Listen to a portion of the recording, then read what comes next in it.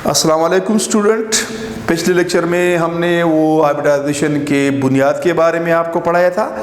अभी उसको हम जो है ना अप्लाई करने की कोशिश करेंगे, लेकिन थोड़े से जो अहम पॉइंट है उसको दोबारा बेटा आप जहन में रख ले।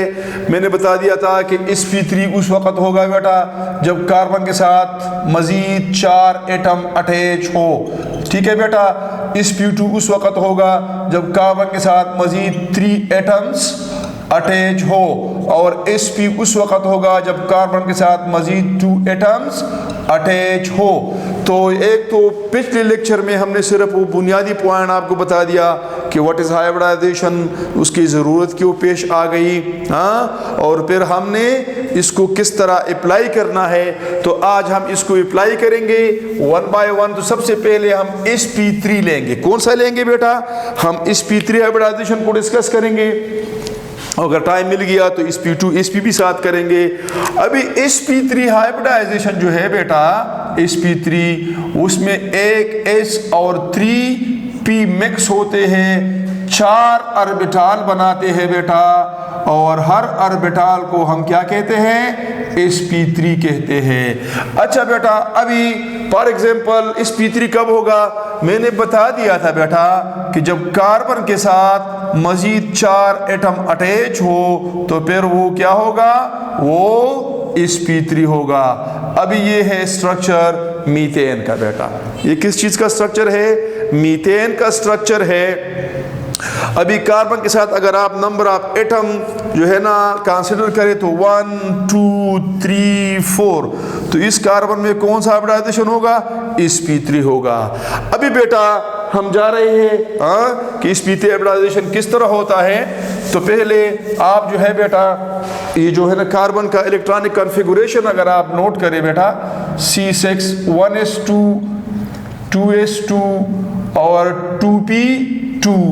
तो हमारे पास मैंने पिछले लेक्चरों में भी आपको लेक्चर्स में भी बता दिया था बेटा कि ये इनर शेल वाले जितने भी हमारे पास इलेक्ट्रॉन होते हैं ये किसी बॉन्डिंग वगैरह में हिस्सा नहीं लेते। तो हमारे पास 2 सब शेल रह गए, 2p और 2s। अभी अगर आप देखें बेटा ये 2s न्यूक्लियस के करीब है और 2p न्यूक्लियस से दूर है। अभी जो है इसकी एनर्जी कम है और इसकी एनर्जी ज़्यादा है। तो अगर इसके लिए हम एनर्जी डायग्राम ड्रा करें बेटा, energy increase in this direction, energy increase in this direction. अभी बेटा अगर इलेक्ट्रॉनिक कॉन्फ़िगरेशन को आप एनर्जी की बुनियाद पर, तो ये हमारा 2s सब शेल है, इसमें 2 इलेक्ट्रॉन है, और ये जो है बेटा ये 2p सब शेल है और इसमें भी 2 इलेक्ट्रॉन है। ये इसका है ground state electronic configuration. Ground state mean जब कार्बन के साथ जब कार्बन ने किसी के साथ कोई बॉन्ड नहीं बनाए हैं, किसी के साथ कोई इंटरेक्शन नहीं किया है, तो इसका इलेक्ट्रॉनिक कॉन्फ़िगरेशन इसी तरह होगा।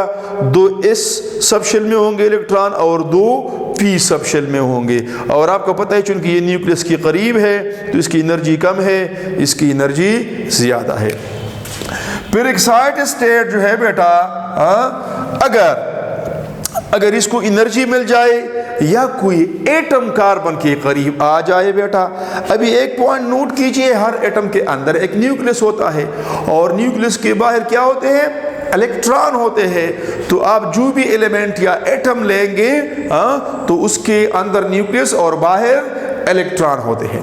अभी ये इलेक्ट्रॉन आपको पता है निगेटिवली चार्ज है, तो जब एक एटम दूसरे एटम के करीब आते हैं तो इलेक्ट्रॉन एक दूसरे को रिपेल करते हैं। तो रिपल्जन की वजह से भी एनर्जी जो है ना इलेक्ट्रॉन को मिलती है, वो रिपल्जन की वजह से भी ये इलेक्ट्रॉन यहाँ से प्रोमोट हो सकता है।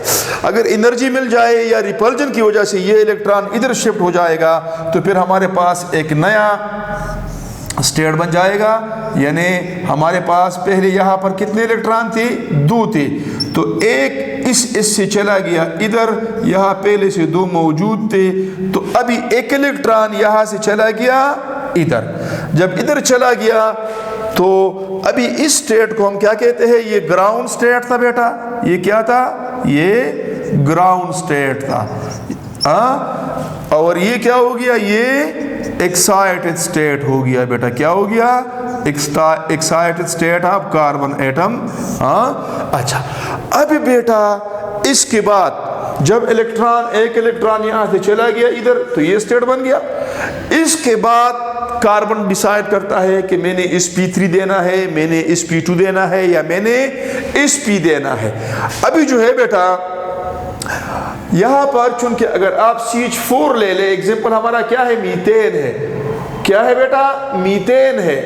अगर आपने यहां पर CH4 ले लिया तो मीथेन में एक कार्बन के साथ कितनी हाइड्रोजन एटम अटैच है, 4 अटैच है। तो 4, जिस तरह 4 मेहमानों के लिए हम जो है ना 4 बिट्स की प्रिपरेशन करते हैं, 4 पाई या बिट्स तैयार करते हैं, तो इसी तरह आपने 4 एटमों के लिए 4 ऑर्बिटल तैयार करनी है। तो 4 के लिए तैयार करने के लिए तो फिर आपके पास कौन सा हाइब्रिडाइजेशन होगा, आपके पास इस P3 होगा, क्योंकि इस P3 में एक S और 3 P आपस में मिक्स होते हैं और 4 ऑर्बिटल बनाते हैं, और हर एक को हम क्या कहते हैं, sp3 sp3 sp3। अभी बेटा यहां पर ये जब दोनों मिक्स हो जाएंगे तो ये 4 ऑर्बिटल बनाएंगे। क्या बनाएंगे, 4 ऑर्बिटल बनाएंगे।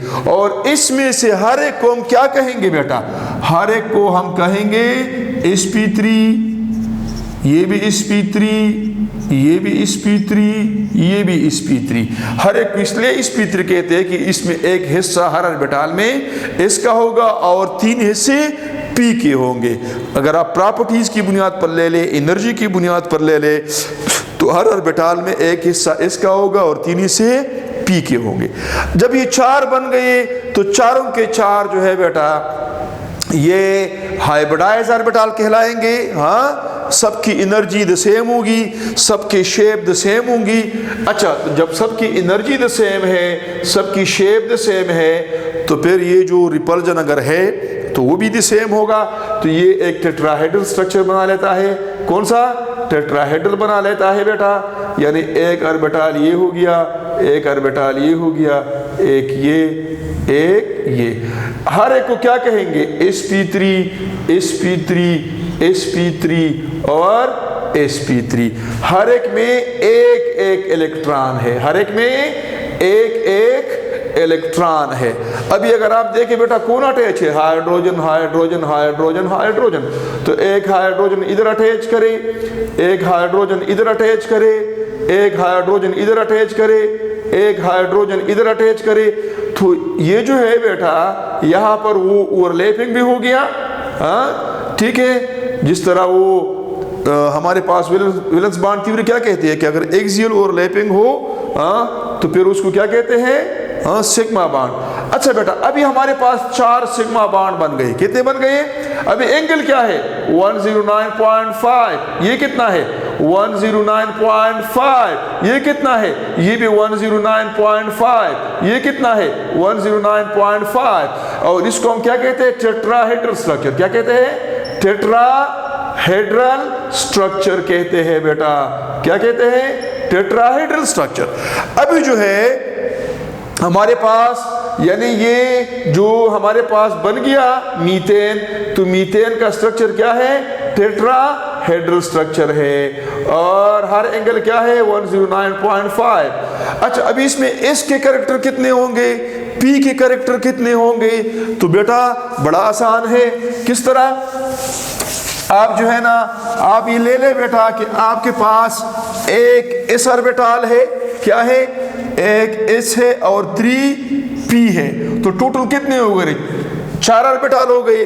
तो इसका कितना हिस्सा होगा, तो 1/4 है ना, एक ऑर्बिटल है, ज़रब 100 तो क्या आता है, 25%। तो इसमें जो इस ऑर्बिटल की कैरेक्टर है, इस कैरेक्टर इसमें कितने होंगे, इस कैरेक्टर इसमें कितने होंगे, 25%। पी कैरेक्टर इसमें कितने होंगे, पी की खसूसियात कितने होंगे, वो होंगे कितने, 3 है ना, 3p मिल चुके हैं। तो 3/4 मल्टीप्लाई बाय 100 क्या आता है बेटा, 75%। तो अगर आपसे कोई पूछे कि इस p3 में इसके कैरेक्टर कितने हैं, तो आप बताएंगे 25%। और अगर p के कैरेक्टर कितने हैं तो 75%। अभी आते हैं बेटा हम जो है ना दूसरे एग्जांपल की तरफ, जिसमें हमारे पास क्या हो, sp2 हाइब्रिडाइजेशन हो। क्या हो, sp2 hybridization। तो sp2 hybridization is the hybridization in which one s and 2p mixed together to produce 3 orbitals. Each of them is called as sp2 hybridized orbital। अभी इसके लिए एग्जांपल क्या है, आप ले ले बेटा E3 ले ले। क्या ले ले बेटा, E3 ले ले। अभी इस E3 में बेटा वो तरीका अप्लाई करें जो मैंने आपको पहले बता दिया था कि बेटा हम जब मालूम करना चाहते हैं कि प्लाना एटम में ये जो एटम है दरमियान या सेंट्रल एटम है उसमें कौन सा हाइब्रिडाइजेशन है, फॉर एग्जांपल मैं इसको मालूम करना चाहता हूँ तो इसको आप काउंट करें कि ये कितने एटमों के साथ अटैच है। तो बेटा लेफ्ट साइड पर एक हाइड्रोजन, एक, ये 2 और ये 3, तो इस कार्बन में कौन सा होगा, sp2। इसी तरह फिर आप इस कार्बन को ले ले क्योंकि हमने सिर्फ यहाँ पर कार्बन को कंसीडर करना है, 1, 2 और 3, तो लिहाजा इसमें भी sp2 होगा। तो बड़ा आसान है, इस कार्बन में भी sp2, इसमें भी sp2। तो हमने इलेक्ट्रॉनिक कॉन्फ़िगरेशन हमें पता है 1s2, 2s2 एंड 2p2। तो दोबारा एनर्जी डायग्राम बनाएं, ये आपका s हो गया, ये आपका हो गया p,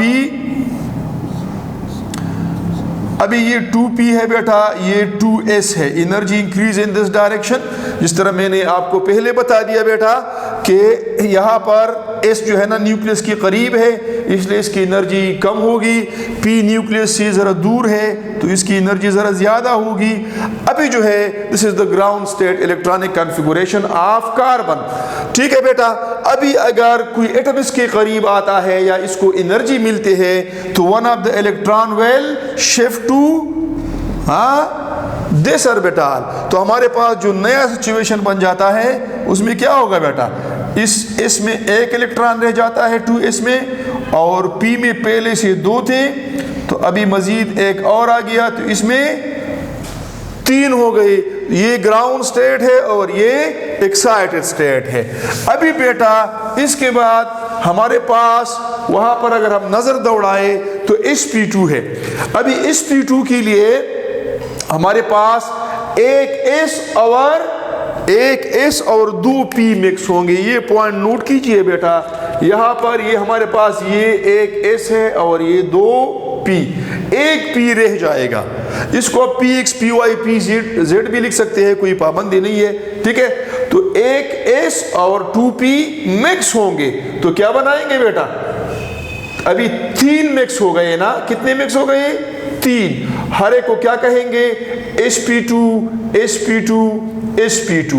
ठीक है, क्योंकि इसमें एक s और 2 p से बने हैं। ठीक है, और एक ऑर्बिटल रह गया बेटा, एक ऑर्बिटल रह गया जिसने इसमें हिस्सा नहीं लिया है, इससे it will remain as such. ये इसी तरह होगा जिस तरह ये पहले था। अभी बेटा इसको आप जरा ऊपर भी लिख सकते हैं ताकि आपको पता हो कि अब इसको क्यों ऊपर लिखते हैं, क्योंकि इसकी एनर्जी दूसरी ऑर्बिटल के मुकाबले में ज्यादा है। अभी जो है बेटा हमारे पास 3 हाइब्रिडाइज्ड ऑर्बिटल है और एक अनहाइब्रिडाइज्ड, उसको हम p भी कह सकते हैं, सिंपल p, यानी इसने हाइब्रिडाइजेशन में मिक्सिंग में कोई हिस्सा नहीं लिया है। अभी हमारे पास 3 हाइब्रिडाइज्ड आ गए और एक अनहाइब्रिडाइज्ड आ गया। अभी क्या करेंगे, 1 2 3, और इसके लिए 1 2 3। तो एक कार्बन के लिए आपको पता है 3 ऑर्बिटल जब बनेंगे उसका शेप, उसकी एनर्जी सब कुछ एक जैसा होगा ना, क्योंकि हाइब्रिडाइज है। क्या है, हाइब्रिडाइज है। इसको क्या कहेंगे, sp2, इसको क्या कहेंगे sp2, इसको क्या कहेंगे sp2। दूसरा कार्बन भी sp2 है तो उसके लिए भी 3 बनाएंगे, 1 2 3, और सबका एंगल एक जैसा होगा क्योंकि ये सारे एक जैसे ऑर्बिटल है। तो ये क्या होगा sp2, ये क्या होगा sp2, ये क्या होगा sp2। तो हर sp2 में एक एक इलेक्ट्रॉन है बेटा, क्या है, एक एक इलेक्ट्रॉन है। ठीक है बेटा, अच्छा अभी अहम पॉइंट, ठीक है, यहाँ पर 2 हाइड्रोजन अटैच है ना बेटा, तो इधर भी 2 हाइड्रोजन अटैच है। ठीक है बेटा, इधर भी हाइड्रोजन अटैच है, ठीक है बेटा। तो इधर भी 2 है, तो एक इधर और एक इधर, और ये इसके साथ ओवरलैप करेगा। मैंने बता दिया ओवरलैपिंग मिक्सिंग है। तभी 4 सिग्मा बॉन्ड बन गए, 1 2 3 4। इसको आप हाइड्रोजन भी लिख सकते हैं और सिंपल S भी लिख सकते हैं, क्योंकि हाइड्रोजन में सिर्फ S सबशेल या ऑर्बिटल होता है। तो ये हमने सिर्फ सिग्मा बॉन्ड, ये सिग्मा बॉन्ड है बेटा, ये सिग्मा है, ये सिग्मा है, ये सिग्मा है, ये सिग्मा है। अभी एक पॉइंट रह गया कि यहाँ पर हमारे पास जो दूसरा ऑर्बिटल है जिसने हाइब्रिडाइजेशन में हिस्सा नहीं लिया था, वो किधर गया? तो वो मौजूद है बेटा, लेकिन वो उसमें तो कोई चेंज नहीं आया है ना। और आपको पहले से पता है कि पी का शेप क्या होता है, डम्बल शेप होता है। तो वो डम्बल शेप जो है ना, वो आप इधर लगा ले बेटा, एक डम्बल शेप, एक पी इस कार्बन में रह चुका था और एक इस कार्बन में रह चुका था। तो लिहाजा बेटा यहाँ पर हमारे पास 2 पी ऑर्बिटल रह चुके हैं, जिसकी एनर्जी ज्यादा है, जिसने हाइब्रिडाइजेशन में हिस्सा नहीं लिया है। एक पी इस कार्बन का है, एक पी इस कार्बन का है। बेटा ये बड़ा इंपॉर्टेंट पॉइंट है कि ये जो पी होते हैं, ये इन आपके पास इस कार्बन के कितने हाइब्रिडाइज ऑर्बिटल है? 1 2 3, यानी इस कार्बन के 3 हाइब्रिडाइज ऑर्बिटल है। और ये जो पी ऑर्बिटल है ये अनहाइब्रिडाइज है। तो एक पॉइंट नोट कीजिए कि हाइब्रिडाइज ऑर्बिटल और अनहाइब्रिडाइज ऑर्बिटल का क्या रिश्ता होगा? ये जो अनहाइब्रिडाइज ऑर्बिटल है ये इनको परपेंडिकुलर होगा। क्या होगा? परपेंडिकुलर होगा। ये 3 पंखे की तरह है, और ये जो पंखे में आप ये जो है ना इसको इससे आर पार आप गुजार दे तो ये 90 एंगल पर बन जाएगा ना। तो ये जो है ये ऑर्बिटल, ये हाइब्रिडाइज ऑर्बिटल को क्या होगा? परपेंडिकुलर होगा। और इसी तरह ये भी अनहाइब्रिडाइज ऑर्बिटल है इस कार्बन का, और 3 इसकी हाइब्रिडाइज ऑर्बिटल है, तो ये भी इनको परपेंडिकुलर होगा। Point number 1। पॉइंट नंबर 2, ये अनहाइब्रिडाइज के साथ ओवरलैप करेगा, और ये कौन सा बॉन्ड बनाएगा? पाई बॉन्ड बनाएगा बेटा। कौन सा बॉन्ड बनाएगा? पाई बॉन्ड बनाएगा। एक पॉइंट और नोट कीजिए बेटा कि ये जो पाई बॉन्ड बनता है ये वीक बॉन्ड है, क्योंकि वो मैंने बता दिया था कि ये कौन सा बॉन्ड है? ये वो बॉन्ड है जो साइड वाइज ओवरलैपिंग से बनता है, इसको साइड वाइज ओवरलैपिंग कहते हैं। अभी देखिए बेटा, ये जो है ना इसका ये सिरा इससे मिक्स होता है, और ये सिरा ये दरमियान में खाली है, और ये न्यूक्लियस से भी काफ़ी दूर है, न्यूक्लियस से भी का, इसलिए ये बॉन्ड क्या होता है? वीक। और ये उस वक्त बनता है जब पहले से सिग्मा बॉन्ड बन जाए बेटा। तो यहाँ पर हमारे पास कितने सिग्मा बॉन्ड है? 1 2 3 4 5। 5 हो गई सिग्मा बॉन्ड, और एक हो गया एक हो गया पाई बॉन्ड। अच्छा बेटा, अभी इसमें इस कैरेक्टर कितने हैं और पी कैरेक्टर कितने हैं?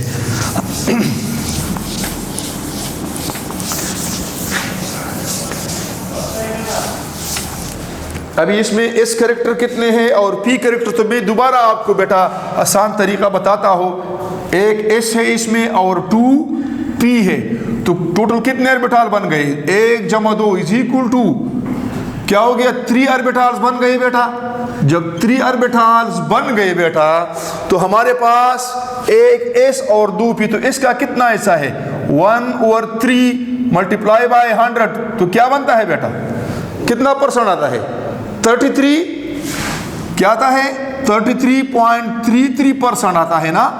और अगर हम जो है ना पी के कैरेक्टर मालूम करें, किसके कैरेक्टर क्या है, तो बेटा वो कितने हैं? 2 है ना। 3 में 2 हिस्से पी के हैं, 2 / 3, तो ये 66% कैरेक्टर आ गए।